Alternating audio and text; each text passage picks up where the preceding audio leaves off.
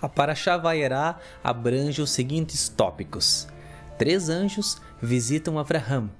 Avraham intercede por Sodoma e Gomorra. Anjos chegam para destruir Sodoma e Gomorra e salvar Ló. Lot tem filhos com suas filhas. Avimelech captura Sara, o nascimento de Yitzhak, a expulsão de Hagar e Ismael. Avimelech faz um pacto com Avraham. A Akedah de Yitzhak, ou como popularmente conhecido, o sacrifício de Isaac, e por fim, o nascimento de Rivka.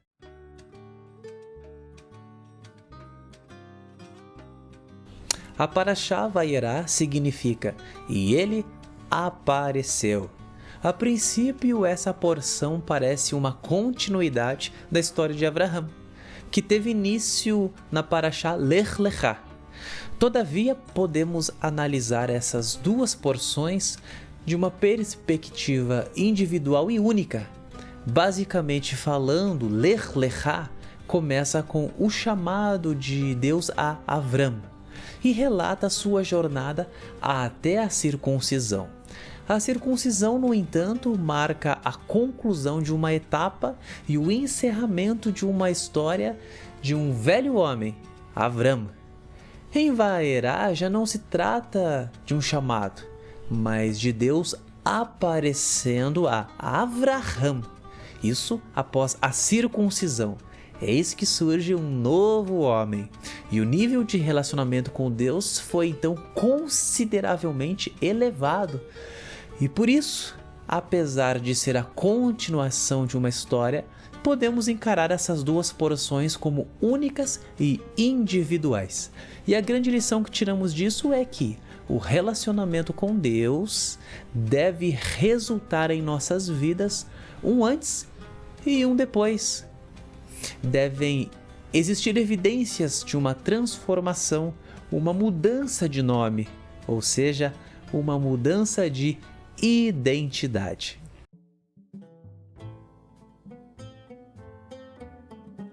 Qual a diferença entre as reações de Avraham e Sara à notícia de que teria um filho?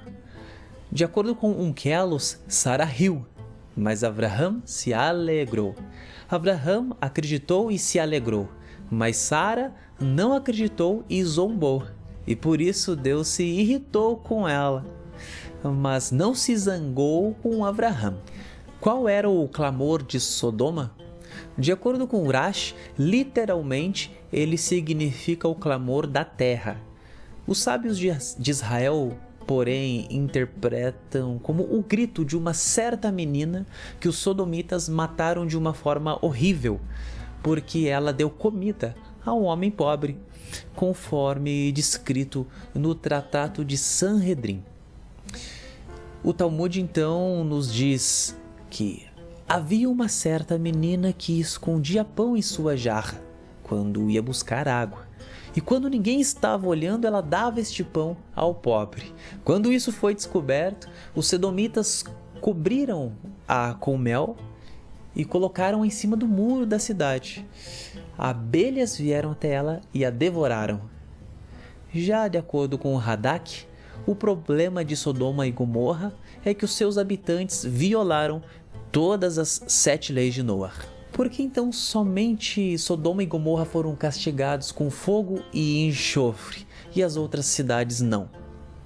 Como os habitantes de Sodoma e Gomorra eram extremamente arrogantes, erguendo-se para cima em sua própria apreciação, eles foram consumidos pelo fogo que ascende para cima. Qual era o mau comportamento de Ismael para com Isaac?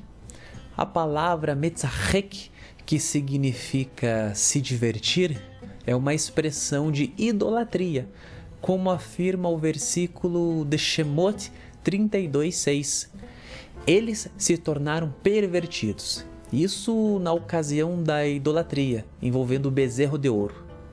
Alternativamente, metzarek é uma expressão de adultério, que consta no versículo relacionado à esposa de Potifar, para se referir à perversão.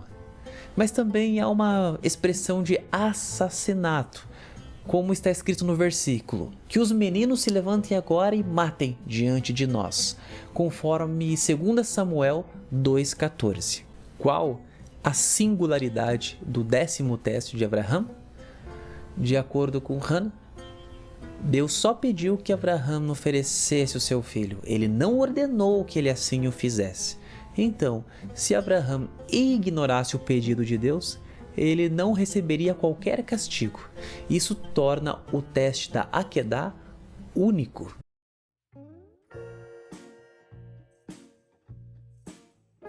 Satanás apareceu diante de Abraham na estrada, disfarçado de velho, e perguntou: "Para onde você vai?" Abraham respondeu: "Eu vou orar."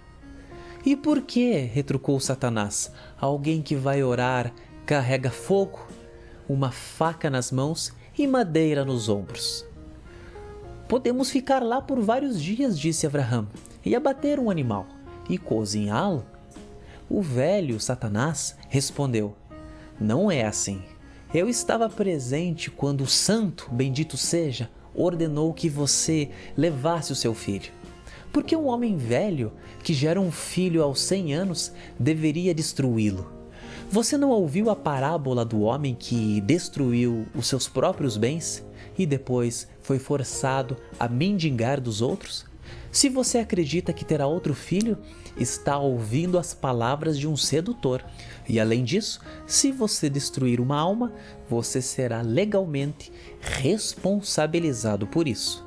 Abraham respondeu: "Não foi um sedutor, mas o santo, bendito seja ele, que me disse o que devo fazer, e eu não te ouvirei."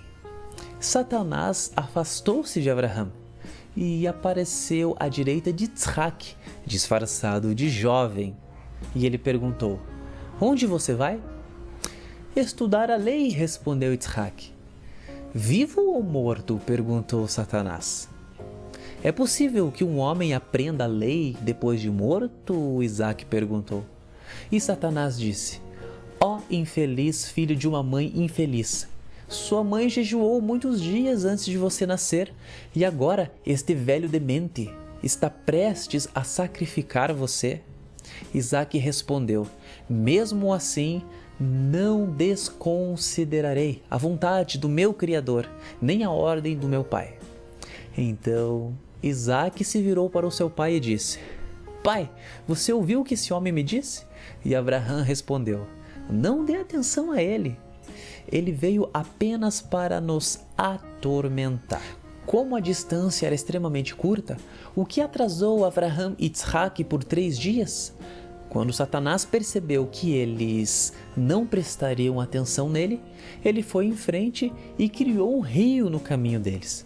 Quando Abraham entrou no rio, ele chegou aos joelhos e ele ordenou aos seus jovens que o seguissem, e eles o fizeram. Mas no meio do rio, a água chegou até o pescoço. Então Abraham ergueu os olhos para os céus e gritou: "Mestre do universo, tu me escolheste.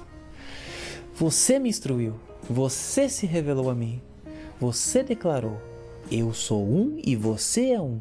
E através de você, o meu nome será divulgado em meu mundo. Tu me ordenaste, oferece Isaac o teu filho em sacrifício, e eu não recusei. Mas agora, quando estou prestes a cumprir a tua ordem, essas águas colocam a minha vida em perigo. Se eu e o meu filho Isaac nos afogarmos, quem cumprirá os teus decretos e quem proclamará a unidade do teu nome?"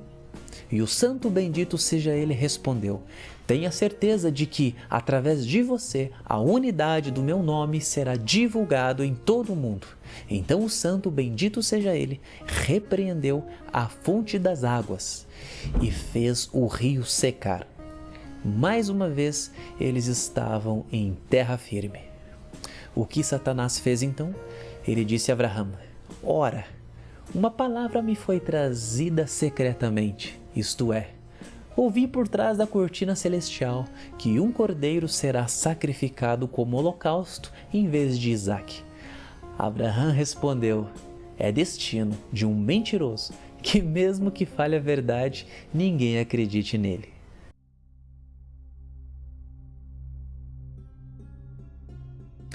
ao explicar as palavras, apareceu para ele, Rabi Abba disse que, antes de Abraham ser circuncidado, ele foi impedido de receber as luzes supremas.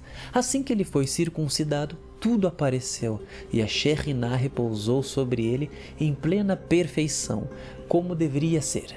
Venha e veja, e ele estava sentado à porta da tenda.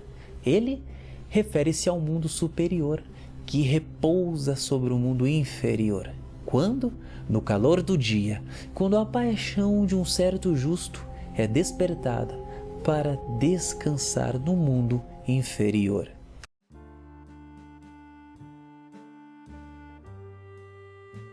Abraham levou em conta que Deus pode ressuscitar os mortos e, figuradamente, recebeu Isaque de volta, dentre os mortos. Hebreus 11:19. Não podemos crer em Deus até que deixemos completamente de crer em nós mesmos. Muitas vezes na Bíblia, Deus intervém quando os seres humanos alcançam os seus limites e se rendem. Abraham, por sua vez, foi uma exceção, pois Deus lhe fez um pedido que envolvia sacrificar o seu filho, uma escolha que poderia ser recusada sem punição.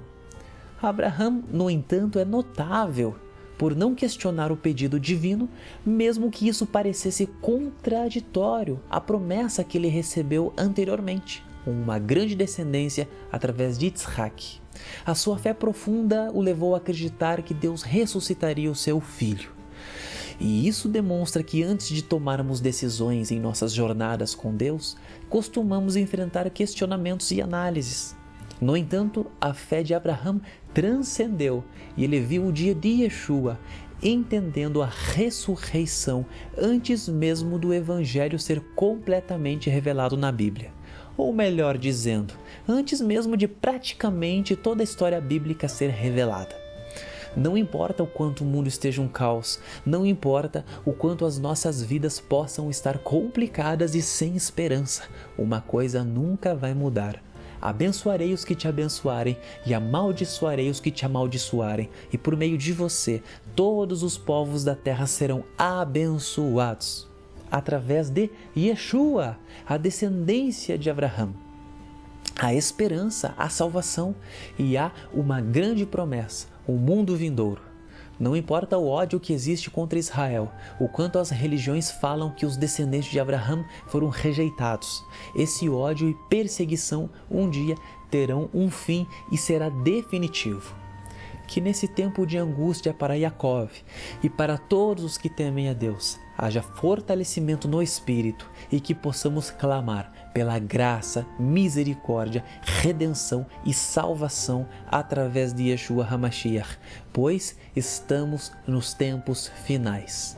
Vaierá, que todos sejamos circuncidados e que Deus possa aparecer para nós como novas criaturas, judeus e não judeus, vivendo um novo homem no Mashiach, tendo parte em sua morte para termos também parte em sua ressurreição, assim como creu Abraham.